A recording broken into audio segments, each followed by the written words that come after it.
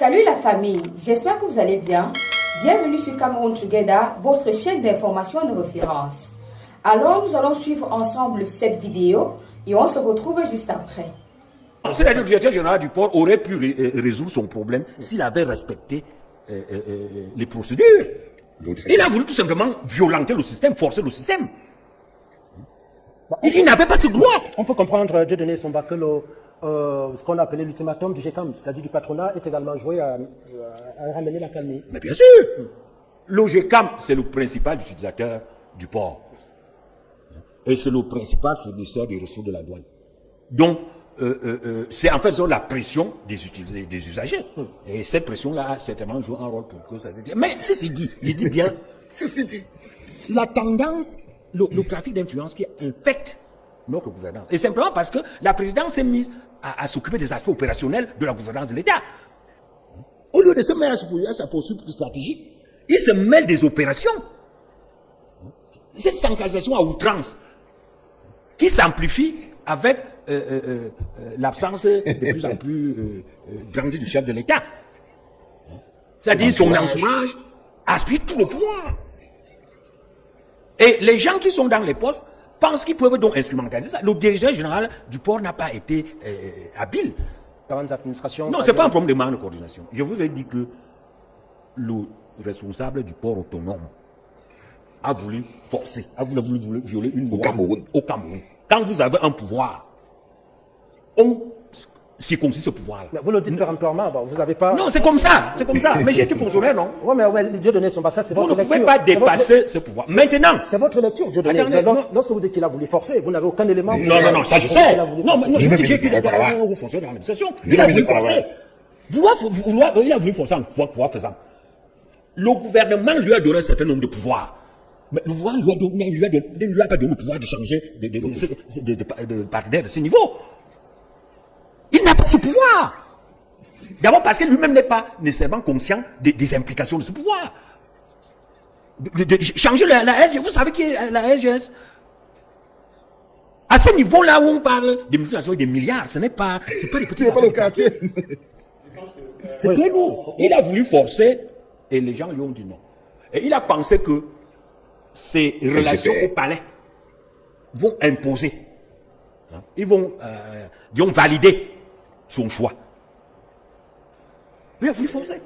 C'est pour ça qu'il y a donc la hiérarchie lui a dit non, ce n'est pas comme ça. Je vous ai présenté donc le clan que je vous ai présenté au dernier podcast. Celui qui n'a pas vu, pas regarder, que vous aviez parfait, c'est qui est représentant du clan Nanga, défenseur officiel de Transatlantique D. Vous avez bien vu que dans ce podcast-là, allez le regarder, vous allez voir que vous avez un parfait qui démontre que la technologie que Transatlantique amène est tellement puissante, elle est tellement grande, elle est tellement forte. Donc je vous ai expliqué que il est le chargé de communication, le petit pompier, le représentant de la propagande de Gongo, du clan Nanga, de Chantabia et de la Transatlantique D, la fameuse société qui a débarqué au port. Mais là, lisez bien la destination de Dieudonné Somba. Dieudonné Somba est en train de faire une performance dans le cadre de la protection du clan Boulou. Je vous ai déjà dit que le Cameroun ne gagne rien dans ces deux luttes-là. Les deux luttes-là, tout ce que le Cameroun pouvait faire, nous, si on doit gagner quelque chose, c'est que le port autonome de Douala, sous couvert l'État du Cameroun, se dote lui-même de tous les scanners et la technologie pour pouvoir scanner nous-mêmes notre propre matériel, protéger notre souveraineté, surveiller nous-mêmes ce qui est dans tous les conteneurs, sans que ce soit un étranger ou un partenaire économique qui doit venir regarder ça. Parce qu'il ne s'agit pas de sorcellerie, c'est du matériel. Donc le seul fait que vous voyez d'abord qu'il y a une entreprise qui est mise entre l'État du Cameroun et les marchandises, c'est l'envie de voler qui fait qu'on a mis cette entreprise-là. Donc l'État perd toujours, l'État ne gagne rien. Que ce soit avec la technologie de Transatlantique, que ce soit avec les mécanismes de SGS, les seuls perdants dans l'histoire, c'est le peuple camerounais et les seuls gagnants, c'est eux. Là, vous voyez Dieudonné Somba, il est en mode défense de la SGS. Il dit que c'est un très gros business. La SGS, c'est une multinationale, ce n'est pas les petites boîtes comme Transatlantique. Pourtant, quand vous écoutiez Parfait Siki tout à l'heure, il vous disait que non, Transatlantique a la meilleure technologie, que quand il scanne seulement un canal comme ça, là, on voit même tes tester avec ça. Donc, dans sa tête, lui aussi, c'était de se battre pour montrer que Transatlantique a la meilleure technologie. Et l'autre, Dieudonné Somba vient rappeler maintenant que Transatlantique a peut-être la meilleure technologie, mais c'est une petite entreprise. La grosse entreprise, la mastodonte, la SGS, mais elle n'est grosse que par les milliards qu'elle brasse. Ça, c'est aussi quelque chose qu'on peut dire à Dieudonné et Somba. Que Dieudonné et Somba, même si SGS est une société tellement importante, parce que SGS est la société qui est contrôlée en ce moment par le clan Boulou. Si tu viens d'arriver, SGS, c'est la société qui est contrôlée en ce moment par le clan Boulou. Et quand vous regardez comment ça fonctionne, au niveau de la présidence, la présidence n'est plus contrôlée par le clan Boulou. La présidence est contrôlée par le clan Nanga. Donc quand vous entendez Dieudonné Somba dire que la présidence prend tout, la présidence veut se mettre dans l'opérationnalité, la présidence veut hyper centraliser, en fait, il parle de Ngongo. Parce qu'en temps normal, la présidence c'était Boulou. Mais quand tu entends déjà ça, et que c'est Dieudonné Somba qui se plaint, ça veut dire en d'autres termes que la présidence n'est plus Boulou. La présidence est Nanga. C'est elle qui veut centraliser tout. C'est elle qui veut tout changer. Par le bras séculier du port autonome de Douala, ça est Senghor. Est-ce que tu captes ce que je suis en train de te dire, mon petit? Donc la présidence n'est plus Boulou, elle est Nanga. Ok? Quand tu entends Dieudonné Somba, il te dit qu'ils veulent tout centraliser au niveau de la présidence. C'est parce que la présidence n'est plus Boulou. La présidence est Nanga. Elle va aller n'importe où. Et là, vous le voyez, il attire notre attention pour dire, ce n'est plus Paul Biya qui décide. Les décisions qui partent au niveau de la présidence, les décisions qui viennent de la présidence sont contrôlées. Ce sont des décisions qui peuvent être même fausses, parce qu'elles peuvent être manipulées, parce que Paul Biya ne tient plus la route, Paul Biya n'a plus les côtes, Paul Biya est effondré. Donc il interpelle les gens sur le fait que Paul Biya n'est plus normal. Donc la décision qui vient de la présidence doit être scannée par 10 fois. C'est la position de Dieudonné Somba. C'est la position du clan Boulou. C'est même la position là qui a organisé le bras de fer quand vous voyez que Paul Motazé s'est levé et il a dit ça ne bouge pas. Ça ne bouge pas parce qu'il a compris que même Paul Biya ne tient plus la route. Donc c'est là où il a mis le pied tant. Il a dit que tout le monde va sortir. Ngongo a utilisé le général chef d'état-major de Paul Biya et tout pour dire qu'il a reçu le oh oui. Motazé a dit je dis que ça ne bouge pas. J'ai dit que ça ne bouge pas. Le oh oui de quoi? Si je ne vois pas Biya avec mes yeux, il me dit son oh oui là, SGS va rester. Ça, c'est là où il a bloqué tout. Il a appelé le Premier ministre. Le Premier ministre n'est pas très ami avec ce qui se passe à la présidence. Donc, le Premier ministre, John Ngouté, en ce moment précis, il joue clan Boulou. Il joue clan Boulou. Parce que ça suffit même en tant que la personne qui a volé tout son pouvoir de Premier ministre et le fait passer pour un chien, c'est le SGPR, Ferdinand Ngongo.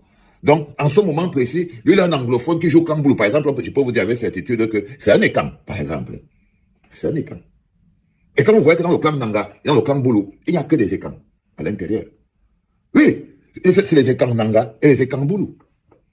Et les Ekans Boulou. Mais c'est le conglomérat. Il y a quelques Ekans du nord-ouest et du sud-ouest, comme les John Ngouté qui sont là.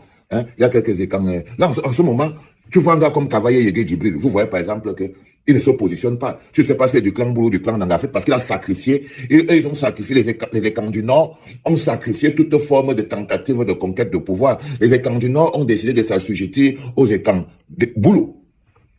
Est-ce que vous comprenez? Est-ce que vous comprenez, les enfants? Donc, ils ne sont pas dans le game. Les Ekans du Nord ne sont pas dans le game. On les a chargés de neutraliser leurs frères du Nord. Les Ekans du Nord ont eu pour mission de neutraliser Issa Chiruma Bakari. Tout comme les Ekans de l'Ouest ont pour mission de neutraliser Maurice Kamto. Est-ce que vous captez quand papa pose comme ça? Quand papa Soufou parle, il faut prendre bien ce qu'il dit. Les Ekans de l'Ouest, leur travail c'est de neutraliser Maurice Kamto. Parmi les Ekans de l'Ouest, tu les vois tous là, non? Les Ngamon Djoumessi, les Ketchakoutes, le patron du RDPC, il s'appelle comment? Hein? Tous ces gens-là, les Nyat Ndifendi et tous les Ekans de l'Ouest. Leur travail c'est de stopper Maurice Kamto. Hein? Tout cela, c'est des Ekans de l'Ouest. Les Ngoshingo Sylvestre, c'est les Ekans de l'Ouest. D'accord? Et ils stoppent Maurice Kamto. Et puis tu as les Ekans du Nord, du Grand Nord. Hein? Quand tu vois par exemple les gens comme les Kavaye Yege Djibril, les gens comme les Manaouda Malachi, les gens comme les Belobouba Maïgari, c'est les Ekans du Nord. C'est les Ekans du Nord et du Grand Nord. Leur travail, c'est de stopper Issa Chiruma Bakari. Hein? Donc, tu as les Ekans de l'Ouest qui stoppent, les Ekans du Nord qui stoppent, les Ekans du Nord-Ouest et du Sud-Ouest. Quand tu vois, par exemple, les John Ngouté, les s'appelle comment, les Paul Atanganji, et tous ces anglophones qui mangent la souffrance des frères anglophones là, c'est les Ekans du Nord-Ouest et du Sud-Ouest. Les Ekans du Nord-Ouest et du Sud-Ouest, leur travail, c'est de maintenir la guerre dans le Nord-Ouest et le Sud-Ouest, et de faire croire aux gens que tout va bien, le reste, c'est les bandits. Il y a des Ekans dans le Nord-Ouest et le Sud-Ouest. C'est eux là-bas. Donc, la nébuleuse, elle est comme ça. Elle est comme ça. On la voit comment elle se positionne. Ok? Donc vous avez les Ekans Boulou du Sud qui sont en ce moment en affrontation avec les Ekans Nanga. En ce moment. Et là, je voulais vous diviser les deux pour que vous voyez que sur le même plateau de Boni Philippe, il y avait d'un côté le clan Nanga, représenté par Parfait Siki, et de l'autre côté, vous aviez le clan Boulou en perdition en ce moment, ils sont en train de perdre un peu le nord, donc le clan traditionnel, celui du président de la République. Donc il faut mettre ça clairement. Le clan de la famille du président de la République et le clan de la famille de la première dame se bataillent pour le pouvoir. Il faut dire les choses claires comme elles sont. Ok? Mais c'est tous des écrans.